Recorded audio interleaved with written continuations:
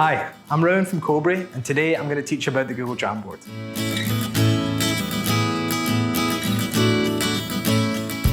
Hi, I'm Rowan. I'm the technical lead at Cobry. So the Jamboard is an interactive whiteboard that allows many people to collaborate at the same time. It does some very clever things with AI. You can handwrite your text and it changes it to text font, or you can try and draw an image and it'll guess what you're drawing. But it also has many more simple features which help, like different pen types. You can throw files from Drive onto a Jamboard. There's a laser pointer, many different tools that help you work better together as a team. The Jamboard is a 55-inch screen that you can either have mounted on the wall, or you can have it be a rolling stand so you can move it around. Most people go for the rolling stand so you can sort of move it from location to location. But the idea is that you can have multiple people accessing this at the same time, either actually at the Jamboard, or they can do it on their phone, or even from their laptop. So it doesn't matter what type of device you're on, you can access it and collaborate with your colleagues.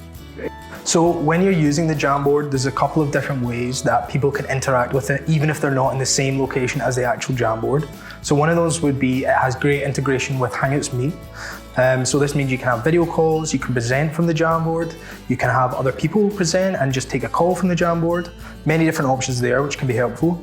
But additionally, you can also have collaborators join the jam session from any location in the world, as long as they've got an internet connected device, and they can collaborate along with you. And they could also be in a call at the same time as adding to the jam itself.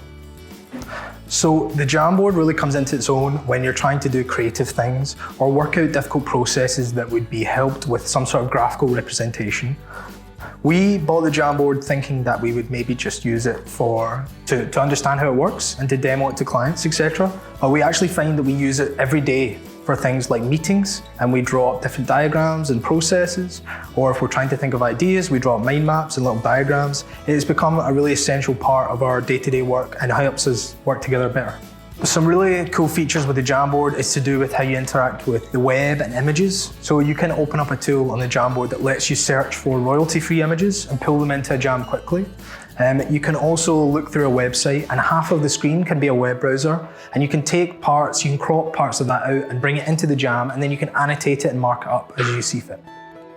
One of my favorite things about the Jamboard is how easy it is to get started. You don't have to create a file, you have to open anything. You simply switch on the Jamboard and start drawing on it. And I think that's by design. Google's done that so it makes it easy and takes down the barriers to collaborate. So you literally just go up, open it and start drawing, and then you can choose to save later, but that's not the barrier to start with. You just go up and start drawing things.